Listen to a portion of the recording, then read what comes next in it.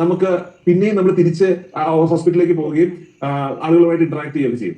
അപ്പൊ അങ്ങനെ നമുക്ക് ഒരുപാട് ഫ്രണ്ട്സിനെ കിട്ടിയിട്ടുണ്ട്. പക്ഷെ ഈ ഇതിന്റെ ഒരു ഫ്ലിപ്പ് സൈഡ് എന്ന് പറയുന്നത് പോലെ നമുക്ക് എപ്പോഴും ക്യാൻസർ വന്ന് അത് ചെയ്യണം എന്ന് ഉള്ളത് മാത്രമല്ല, ക്യാൻസർ വന്ന് മരിച്ചു പോകുന്ന ആൾക്കാരും ഉണ്ട് എന്നുള്ള തിരിച്ചറിവും ഉണ്ട്. അല്ല, ക്യാൻസർ വരാന്ന് 19 വർഷം മുമ്പ് ക്യാൻസർ എന്ന് പറയുന്നത് ഒരു നമ്മൾ എന്തായാലും മരിക്കും എന്നുള്ളൊരു അസുഖമാണ് അല്ലെ. ഇപ്പോഴത്തെ പോലെ അല്ല, നമ്മൾ റിയലിസ്റ്റിക് ആയിട്ട് പറയാം. അപ്പൊ കൂടെയുള്ളവരൊക്കെ മരിക്കുന്നു ഒരുപക്ഷെ, അല്ല നമ്മൾ ഈ പ്രാവശ്യം കീമോയ്ക്ക് വന്നവരെ അടുത്ത പ്രാവശ്യം ചിലപ്പോൾ കണ്ടെന്ന പോലെ വരത്തില്ല. അങ്ങനെയൊക്കെ മരണങ്ങൾ കൂടുതൽ കണ്ടുകൊണ്ടിരിക്കുമ്പോൾ നമുക്ക് അതൊക്കെ ഒരു നെഗറ്റീവ് ഫേസ് ആയിട്ട് നമ്മുടെ തലയിൽ വരില്ലേ? അല്ല, ഈ നമുക്ക് ഞാൻ പറഞ്ഞ ആ സമയത്ത് നമ്മളെ മുന്നോട്ട് നയിച്ചിരുന്നത് ഈ പറഞ്ഞതുപോലെ നമ്മുടെ ചുറ്റുമുള്ള കാര്യങ്ങളെ നമ്മൾ അധികം സ്വാധീനിക്കപ്പെടാൻ നമ്മൾ സമ്മതിക്കാറില്ല. നമ്മളെപ്പോഴും പോസിറ്റീവ് ആയിട്ടുള്ള കാര്യങ്ങൾ മാത്രമേ ഇല്ല ഇല്ല ഇല്ല എന്ന് പറഞ്ഞു കഴിഞ്ഞാൽ പ്രവേശനമില്ല എന്നുള്ളതാണ്. ഇല്ല അതിനുശേഷം സാറ് ഒത്തിരി ആൾക്കാരെ കണ്ടിട്ടുണ്ട് അല്ലെ, ഒത്തിരി പേരെ മോട്ടിവേറ്റ് ചെയ്തിട്ടുണ്ട്, ക്യാൻസർ വന്ന ഒത്തിരി പേരെ മോട്ടിവേറ്റ് ചെയ്തിട്ടുണ്ട്. അപ്പൊ സാർ ഇൻസ്പയർഡ് ആയിട്ടുള്ള ഒരു പക്ഷേ ഡോക്ടർ വി പി ഗംഗാധരനായിരിക്കാം, ചുറ്റുമുള്ള ബാക്കിയുള്ളവരായിരിക്കും. സാറിനെ കണ്ട് ഇൻസ്പയർഡ് ആയിട്ടുള്ള ആരെങ്കിലും അറിയോ? എന്നെ കണ്ട് ഇൻസ്പയർഡ് ആയിട്ടുള്ളത് എന്ന് പറഞ്ഞു കഴിഞ്ഞാൽ ഈ ഫ്ലവേഴ്സ് ഒരു കോടിയിലെ 2 ക്ലിപ്പിംഗ്സ് ആണ് ഏറ്റവും കൂടുതൽ വൈറലായത്. അതിലൊന്ന് ബന്ധങ്ങളെ കുറിച്ചുള്ള ഒരു ക്ലിപ്പിംഗ് ആണ്. ഒരു 1 മിനിറ്റേ ഉള്ളൂ. അതിനകത്ത് പറയുന്നതാണ് ലോകത്തിലെ ഏറ്റവും ദൈർഘ്യമേറിയ റിസർച്ച് അതിന്റെ ഔട്ട്കം എന്ന് പറയുന്നത് ഒരൊറ്റ ചോദ്യമാണ്: what makes A person happy and healthy? അതിന്റെ ഉത്തരം ബന്ധങ്ങളാണ്. അപ്പൊ ഈ അടുത്ത് ഞാനൊരു കല്യാണം കൂടാൻ പോയപ്പോ നമുക്ക് ഏറ്റവും ഓക്വേർഡ് ആയിട്ടുള്ള ഒരു കാര്യം എന്ന് പറഞ്ഞു കഴിഞ്ഞാൽ ആൾക്കാർ നമ്മളെ അറിയാതിരിക്കുന്നതല്ല, ആൾക്കാർ നമ്മളെ പകുതി റെക്കഗ്നൈസ് ചെയ്യുന്നതാണ്. അതെ, പറഞ്ഞു കഴിഞ്ഞാൽ നമ്മള് അവിടെ ചെന്ന് കഴിയുമ്പോൾ മുതല് പലയിടത്തേക്ക് നോക്കുമ്പോൾ പല രീതിയിൽ ആൾക്കാർ സ്കാൻ ചെയ്യുന്നതാണ്. അങ്ങനെ ഒരു ചേട്ടനെ കണ്ടു, ചേട്ടൻ പേര് മാത്യു എന്നാണ്. അപ്പൊ ചേട്ടൻ അപ്പൊ ഞാൻ എനിക്ക് സംശയം, ചേട്ടൻ എനിക്ക് അറിയോ പല റിലേറ്റീവ്സിനെ നമുക്ക് അറിയില്ല. അപ്പൊ നമ്മൾ പറയാ, നമ്മൾ വളരെ കോൺഫിഡന്റ് ആയിട്ട് പിന്നെ നമുക്ക് അറിയില്ല. അപ്പൊ ചിലർ ചോദിക്കുന്ന അപ്പൊ ആരാന്ന് പറഞ്ഞു. അപ്പൊ അങ്ങനെ ആരെങ്കിലും എന്ന് വിചാരിച്ചു. പക്ഷെ പിന്നീട് ഞാൻ ചെന്ന് ചോദിച്ചു, എനിക്ക് അറിയാവുന്ന ആരെങ്കിലും ആണോ? അപ്പൊ പറഞ്ഞു, ഫ്ലവേഴ്സ് ചെയ്യുന്ന ആളല്ലേ. അപ്പം ഭയങ്കര സന്തോഷം കണ്ടതല്ലേ, കാരണം ആ ഒരു ക്ലിപ്പ് ഞാൻ എന്റെ മക്കൾക്ക് 3 പേർക്കും അയച്ചു കൊടുത്തു. അങ്ങനെ അത് അയച്ചു കൊടുത്തിട്ട് ആണ് പിന്നെ അടുത്ത തവണ ഞങ്ങള് പല തവണയും ഗെറ്റ് ടുഗദേഴ്സ് മാറ്റി വെച്ചിട്ട് അവർ ഗെറ്റ് ടുഗദറിന് വരാൻ ഒരു വില്ലിങ്നെസ് കാണിച്ചത്. കാരണം ആ ബന്ധങ്ങളെ കുറിച്ചുള്ള ആ കോട്ട് ആ കുടുംബത്തിന് ചെറിയ സ്വാധീനം ചെലുത്തി എന്നുള്ളതാണ്. അതുപോലെ പിന്നെ രണ്ടാമത് ക്ലിപ്പ് എന്ന് പറഞ്ഞാൽ ഡൈ എംറ്റി എന്ന് പറഞ്ഞ ഒരു ക്ലിപ്പാണ്. എന്ന് പറഞ്ഞു കഴിഞ്ഞാൽ നമ്മുടെ ലോകത്തിലെ ഏറ്റവും സമ്പന്നമായ സ്ഥലം സൗദി അറേബ്യയിലെ എണ്ണപ്പാടങ്ങളോ അല്ലെങ്കിൽ ആഫ്രിക്കയിലെ രക്തഹരികളോ അല്ല, സെമിത്തേരികളാണ്. കാരണം ഏറ്റവും മികച്ച ആശയങ്ങളും മനസ്സ് മുഴുവൻ സ്നേഹവും വെച്ചിട്ട് അത് പ്രകടിപ്പിക്കാതെ പറയാതെ മരിച്ചു കിടക്കുന്ന ആൾക്കാരുടെ സ്ഥലമാണ് ഏറ്റവും സമ്പന്നമായ സ്ഥലം. അപ്പൊ നമ്മളെല്ലാവരും ശൂന്യരായിട്ട് മരിക്കണമെന്നാണ്. എല്ലാം ആഗ്രഹമുള്ളതെല്ലാം ചെയ്തും പറയാനുള്ളതെല്ലാം പറഞ്ഞും എല്ലാം മരിക്കണമെന്നുള്ള ഒരു സന്ദേശമായിരുന്നു.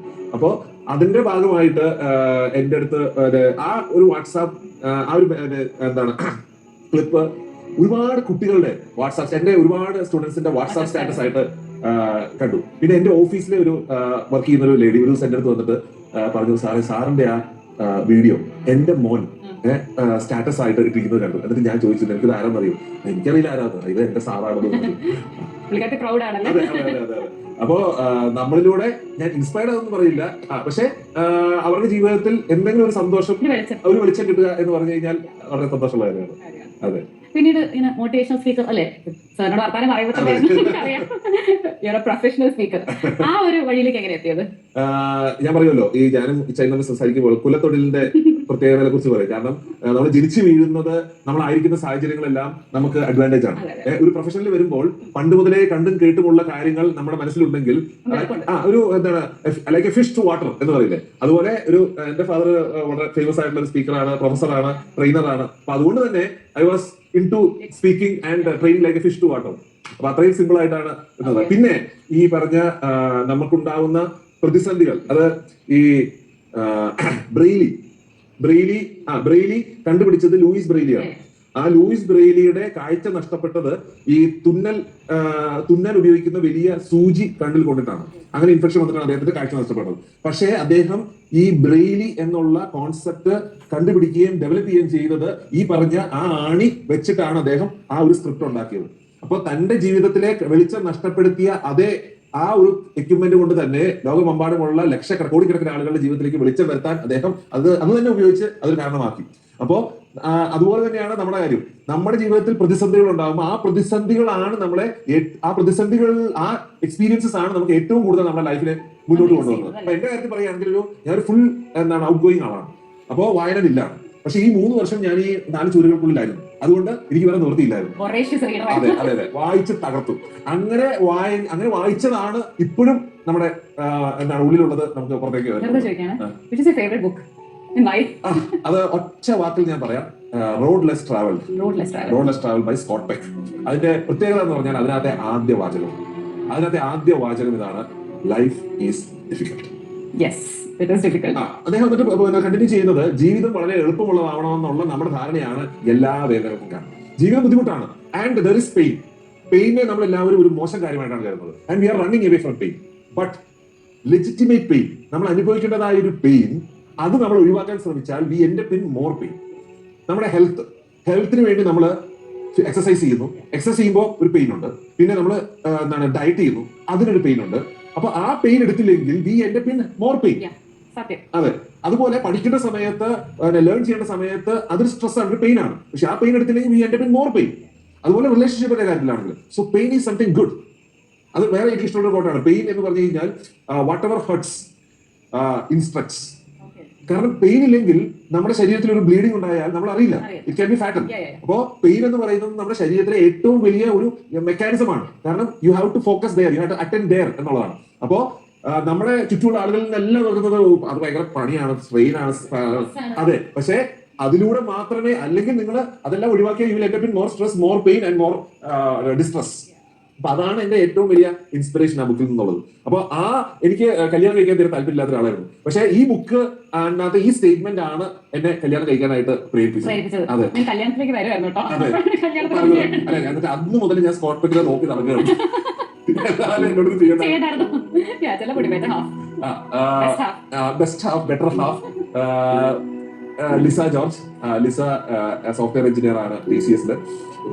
ലിസയുടെ കാര്യവും ഒരു വലിയ നിയോഗം പോലെയാണ് വന്നത്. കാരണം ഞാൻ ആകെ ഒരാളെ മാത്രമേ പെണ്ണ് കണ്ടിട്ടുള്ളൂ. പക്ഷെ ലിസ ഒരുപാട് പേരെ കണ്ടിട്ടുണ്ട്. പിന്നെ ലിസയുടെ ജീവിതത്തിലെ വിധിയുടെ വിളയാട്ടം എന്നൊക്കെ പറയുന്നത് പോലെ ചാവറയില് അവരുടെ പ്രൊഫൈൽ എക്സ്പയർ ആവുന്നതിന്റെ ലാസ്റ്റ് ഡേ ആണ് എന്റെ റിക്വസ്റ്റ് വന്നത്. അപ്പോൾ അത് അവന് ഒരു വർഷത്തെ എഫേർട്ടിന് ശേഷം നടന്നില്ലെങ്കിൽ ഓൺ സൈറ്റ് കിട്ടി US പോകാൻ അപ്പോ ചെയ്തിരിക്കുമായിരുന്നു. അപ്പൊ അന്ന് ലാസ്റ്റ് അല്ലേ വിചാരിച്ച് കുറെ എണ്ണം ആക്സെപ്റ്റ് ചെയ്താലും ഇവിടെ ആക്സെപ്റ്റ് ചെയ്തു. അങ്ങനെ പെട്ടതാണ്. അപ്പൊ ഇതിലേക്കും വന്നപ്പോ ക്യാൻസർ പേഷ്യന്റ് ആയിരുന്നു. ആദ്യം ഞങ്ങൾ എല്ലാവരും കൂടി കാണാൻ പോയി. ഞങ്ങൾക്ക് ഇഷ്ടപ്പെട്ടു. പക്ഷെ വളരെ ഒബ്വിയസ് ആയിട്ട് അറിയാമായിരുന്നു. അവരെ അന്വേഷിക്കുമ്പോൾ തീർച്ചയായിട്ടും മനസ്സിലാവും. അതെ അതെ. അപ്പൊ അടുത്ത ദിവസം നമ്മുടെ എല്ലാ ഇമ്പോർട്ടന്റ് ആയിട്ടുള്ള സ്ഥലങ്ങളിലും വരുന്ന ആൾ അപ്പച്ച ആണ് ഞങ്ങളെ ഏൽപ്പിച്ചത്. ഈ പറഞ്ഞ എല്ലാ റിപ്പോർട്ടുമായിട്ട് അവർക്ക് ലിസയുടെ ഫാദർ മരിച്ചു പോയതായിരുന്നു. അപ്പോ ലിസയുടെ ഗ്രാൻഡ് ഫാദർ അച്ചാച്ചനായിരുന്നു ഇതിന്റെ ലീഡ് എടുത്തിരുന്നത്. അപ്പൊ അച്ചാച്ചന്റെ അടുത്ത് പോയിട്ട് ഈ ഡോക്യുമെന്റ്സ് എല്ലാം കാണിച്ചു. അപ്പോ അച്ചാച്ചൻ പറഞ്ഞു, നിങ്ങൾ വരുന്നതിന് മുമ്പ് ഞങ്ങൾക്ക് അറിയാമായിരുന്നു, ഞങ്ങളത് വേണ്ടെന്ന് വെക്കാൻ ഇരിക്കുകയായിരുന്നു. കാരണം ഇങ്ങനെ ഞങ്ങൾ അറിഞ്ഞിരുന്നു. അപ്പോ അച്ചാച്ചന്റെ അടുത്ത് ഗംഗാര സാറിന്റെ നമ്പർ കൊടുത്തു. എന്നിട്ട് പറഞ്ഞു, സാറിനെ നേരിട്ട് വിളിച്ചു ചോദിച്ചു എന്ന് പറഞ്ഞു. അപ്പോ അച്ചാച്ചൻ സാറിനെ വിളിച്ചപ്പോൾ ഗംഗാര സാർ പറഞ്ഞ വാക്കുകളാണ്, എനിക്കൊരു മകളുണ്ടായിരുന്നെങ്കിൽ ഞാൻ മനോര് കെട്ടിച്ചു കൊടുത്തേനെ. കാരണം ക്യാൻസർ വന്നിട്ട് മാറിയ ഒരാളെന്ന് പറഞ്ഞു കഴിഞ്ഞാൽ ഏതൊരാളെ പോയാൽ മാത്രമേ ക്യാൻസർ വരാനുള്ള പോസിബിലിറ്റി ഉള്ളൂ. അതുകൊണ്ട് ഒന്നും കേൾക്കുന്നവർക്ക് ഒരു ഭയങ്കര നല്ല അറിവാണ്. കാരണം എല്ലാവരും ഒരു ധാരണ എന്ന് വെച്ചാൽ സെക്കൻഡറി വരാനുള്ള ചാൻസസ് ഹൈ ആണ്. ഒബ്വിയസ്ലി അങ്ങനെ ഒരു ചാൻസ് ഉണ്ട്. പക്ഷേ ആദ്യത്തെ ഒരു 1 year ആണ് അതിന്റെ ഒരു റിലാപ്സ് എന്നുള്ളത്. പക്ഷെ വന്നിട്ട് ഒരു 4-5 വർഷം അല്ലെങ്കിൽ ഒരു 3-4 വർഷം കഴിഞ്ഞ് കഴിഞ്ഞാൽ പിന്നെ ജസ്റ്റ് എനി അതർ പേഴ്സൺ എന്നുള്ള പോലെയാണ് വരുന്നത്. അപ്പൊ അതിനൊരു അങ്ങനെ ചോദ്യമേ വരേണ്ട കാര്യമില്ല അല്ല. അപ്പൊ തീർച്ചയായിട്ടും ഞങ്ങൾ ഈ പറഞ്ഞതുപോലെ അങ്ങനെ ഡോക്ടർ പറഞ്ഞു. എന്നിട്ടും ഒരു 2 ആഴ്ചയായിട്ടും അവിടുന്ന് റിപ്ലൈ ഒന്നും വരുന്നില്ല. അപ്പൊ ശരിക്കും സംഭവിച്ചതാണ്, ഞങ്ങള് എനിക്കിത് മതി എന്നുള്ളൊരു താല്പര്യമായിരുന്നു. ഞങ്ങള് പള്ളിയിൽ പോയി പ്രാർത്ഥിച്ചു, ഇത് നടക്കണമെന്നുള്ള ഒരു രീതിയിൽ പ്രാർത്ഥിച്ചു. അടുത്ത ദിവസം അവര് വിളിച്ചു പറഞ്ഞു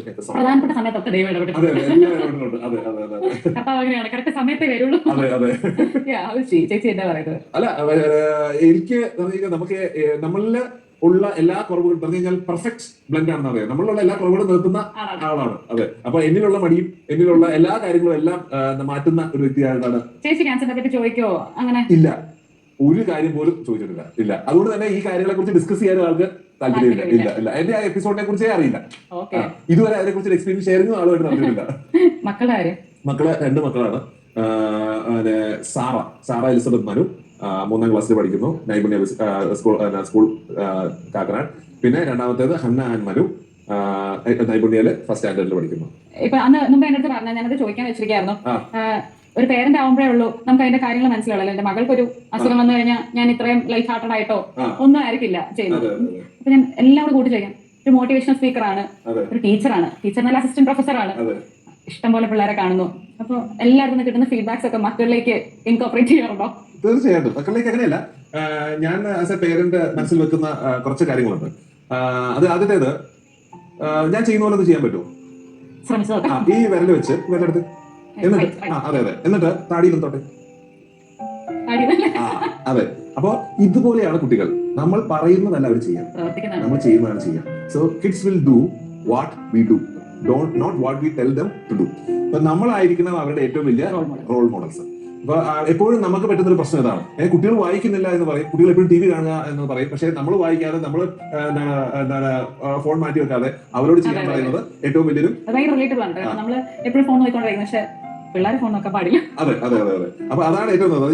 U have to walk the talk, you have to practise what you preach. അത് എന്റെ മനസ്സോട് വരുന്ന ഒരു ചെറിയ സിറ്റുവേഷൻ ആണ്. ഒരു അച്ഛനും മകനും കൂടി ഞാൻ നടന്നു പോവാണ്. അപ്പോ അച്ഛൻ തിരിഞ്ഞു നോക്കി മകനോട് പറഞ്ഞു, മോനെ എന്റെ ചുവടുകൾ ശ്രദ്ധിക്കുക എന്ന് പറഞ്ഞു, മറിഞ്ഞു വീഴാൻ സാധ്യതയാണെന്ന് പറഞ്ഞു. അപ്പോ മകൻ പറഞ്ഞു, അച്ഛന്റെ ചുവടുകൾ ശ്രദ്ധിച്ചാൽ മതി, കാരണം ഞാൻ അച്ഛന്റെ ചുവടുകൾ പിന്തുടരുക മാത്രമാണ് ചെയ്യുന്നത്. അപ്പൊ നമ്മുടെ ചുവടുകൾ ശരിയാണോ എന്ന് മാത്രം നോക്കിയാൽ മതി, കാരണം നമ്മുടെ പുറകെയാണ് നമ്മുടെ കുട്ടികൾ വരുന്നത്. അപ്പൊ അതാണ് ആദ്യത്തെ കാര്യം, നമ്മൾ നല്ല റോൾ മോഡൽ ആകുക, നമ്മുടെ ചുവടുകൾ മറ്റുള്ളവർക്ക് പിന്തുടരാൻ ഉതകുന്ന രീതിയിൽ ആയിരിക്കുക എന്നതാണ്. രണ്ടാമത്തേത്, എപ്പോഴും നമ്മൾ മക്കൾക്ക് എന്ത് നൽകണം എന്നതിനെ കുറിച്ചാണ് ചിന്തിക്കുന്നത്. പക്ഷെ ഞാൻ പറയും, നമ്മൾ എപ്പോഴും എന്ത് നൽകരുത് എന്നതിനെ കൂടി ചിന്തിക്കണം. കാരണം സൈക്കോളജിയിലെ ഫേമസ് ആയിട്ടുള്ള കോട്ടുണ്ട്, we are the victims of the victims. എന്ന് പറഞ്ഞാൽ നമ്മുടെ പേരൻസ് വിക്ടിംസ് ആയിരുന്നു. അവർക്ക് അവരുടെ പേരൻസിൽ നിന്ന് കിട്ടിയ ഒരുപാട് ഭയങ്ങളും ഒരുപാട് അരക്ഷിതാവസ്ഥയും ഒക്കെ ഉണ്ട്. അത് അതേപടി നമ്മളിലേക്ക് തന്നു, നമ്മളത് അതേപടി മക്കളിലേക്ക് കൊടുക്കുന്നു. അപ്പോ നമുക്ക് കിട്ടിയിട്ടുള്ളതിൽ ആവശ്യമുള്ളത് മാത്രം മക്കൾക്ക് കൊടുത്തിട്ട് മറ്റേത് നമ്മളിൽ തന്നെ അത് ഒതുങ്ങി നിൽക്കട്ടെ എന്ന് ചിന്തിക്കാനും പ്രവർത്തിക്കാനും പറ്റുന്നതാണ് മക്കളോട് ചെയ്യാൻ പറ്റുന്ന ഏറ്റവും നല്ല കാര്യം. So don't make them victims of the victims. പിന്നെ മൂന്നാമത്തെ കാര്യം എന്ന് പറയുന്നത്, ഒരു കുട്ടി ഒരു ഗ്രൂപ്പ് ഡാൻസിൽ സ്റ്റേജിൽ നിൽക്കുന്നു. അപ്പൊ ആ കുട്ടി ആരെയോ തിരയുകയാണ്. അപ്പോ തെരഞ്ഞ് ആരെയോ കണ്ടു കഴിയുമ്പോൾ ആ കുട്ടിക്ക് ഉണ്ടാകുന്ന സന്തോഷം, അതാണ് ആ വീഡിയോയുടെ ഹൈലൈറ്റ്. അപ്പോൾ ആ കുട്ടി കണ്ടത് ആ കുട്ടിയുടെ പേരൻസിനെയാണ്. എന്നിട്ട് അതിന് ശേഷം ഞാനത് കൂട്ടിച്ചേർക്കുന്ന സന്ദേശം എന്ന് പറയുന്നത്, പലപ്പോഴും നമ്മുടെ മക്കൾക്ക് ഏറ്റവും ആവശ്യം നമ്മൾ കൊടുക്കുന്ന സമ്മാനങ്ങളല്ല, നമ്മുടെ സാമീപ്യമാണ്, നമ്മുടെ പ്രസൻസ് ആണ്. They don't want our presence, but they want our presence എന്നുള്ളത്. അപ്പോ സൈക്കോളജിയിൽ പറയുന്നത് അറ്റ്ലീസ്റ്റ് 2 സമയങ്ങളിലാണ് നമ്മൾ നമ്മുടെ മക്കളെ ടച്ച് ചെയ്യുകയും നമ്മൾ അവരായിട്ട് കണക്ട് ചെയ്യുകയും ചെയ്യണം എന്ന് പറയുന്നത്. എഴുന്നേൽക്കുന്ന സമയം, കിടന്ന് ഉറങ്ങാൻ പോകുന്ന സമയം. അപ്പോ അതുപോലെ 8 തവണയെങ്കിലും മക്കളെ ടച്ച് ചെയ്യുകയും ഉമ്മ കൊടുക്കുകയും ചെയ്യണമെന്നാണ് പറയുന്നത്. അപ്പോ അത് ഫീൽ ചെയ്യണം. അപ്പൊ ഈ 3 കാര്യങ്ങളാണ് എനിക്ക് എപ്പോഴും തോന്നിയിട്ടുള്ളത്. അവർക്ക് നടക്കാൻ ഉതകുന്ന രീതിയിൽ നമ്മുടെ ചുവടുകൾ ശ്രദ്ധിക്കുക, don't make them victims of the victims. And ഈ പറഞ്ഞതുപോലെ നമ്മുടെ ഈ എക്സാമ്പിള് നമ്മുടെ പ്രസൻസ് ആണ് നമുക്ക് അവർക്ക് കൊടുക്കാവുന്ന ഏറ്റവും വലിയ പ്രസന്റ്. അതെ.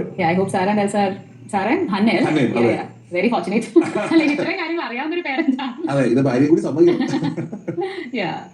കമ്മിങ് ബാക്ക്, നമ്മളിപ്പം ക്യാൻസറിന്റെ ഒരു ഫേസിൽ, ആദ്യത്തെ ഫേസിലൊക്കെ ആൾക്കാർ നമ്മളെ നോക്കി സിമ്പത്തറ്റിക് ആവുന്നതും ഒക്കെ ആയിരുന്നു അല്ലെ?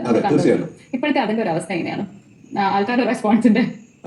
ഞാൻ എന്റെ മനസ്സിൽ എപ്പോഴും ഞാൻ കൊണ്ടുവരുന്ന ഒരു കാര്യം എന്ന് പറഞ്ഞു കഴിഞ്ഞാൽ, മറ്റുള്ളവർ എന്ത് ചിന്തിക്കും എന്ന് നമ്മൾ എപ്പോഴും ആലോചിച്ചുകൊണ്ടിരുന്നു കഴിഞ്ഞാൽ നമുക്കൊന്നും ചെയ്യാൻ പറ്റില്ല, നമുക്ക് ജീവിക്കാനും പറ്റില്ല. അപ്പോ നമ്മുടെ ചുറ്റുമുള്ള 8 പേർ എന്ത് നമ്മളെ കുറിച്ച് ചിന്തിക്കും എന്ന് നമ്മൾ അതിനെക്കുറിച്ച് ചിന്തിക്കുന്നത് നിർത്തുന്നോ, നമുക്ക് അതിനപ്പുറമുള്ള 8 ബില്യൺ ആളുകളിലേക്ക് എത്താൻ പറ്റും എന്നുള്ളതാണ്. കാരണം നമ്മൾ ഈ നിമിഷം മരിച്ചു വീണാൽ ഇവിടെ ഒന്നും സംഭവിക്കില്ല. ഈ പറയുന്ന ആളുകൾ അടുത്ത 2 ദിവസം കഴിയുമ്പോൾ നമ്മുടെ അടുത്തുള്ള ഒരു 10 ബന്ധുക്കളിലേക്ക് നമ്മുടെ വിയോഗത്തിന്റെ വിഷമം ഒതുങ്ങും. അപ്പോ അതുകൊണ്ട് അവരെന്ത് ചിന്തിക്കുമെന്ന് വിചാരിച്ച് എന്റെ ജീവിതം മൊത്തം എന്തിനു ഞാൻ കളയുന്നുണ്ട്? 2 ദിവസം മാത്രം എന്നെ കുറിച്ച് ചിന്തിക്കാൻ സമയമില്ലാത്തതിനെ കുറിച്ച് ഞാൻ എന്റെ ജീവിതകാലം മുതൽ ചിന്തിക്കണം. അപ്പൊ ആ ഒരു മാറ്റമാണ് പ്രധാനമായിട്ട് വന്നിരിക്കുന്നത്. അതിപ്പോ ബേസിക്കലി ഹ്യൂമൻ റൈറ്റ്സ് ഒരിക്കലും മാറത്തില്ല. ഇപ്പൊ അതെ.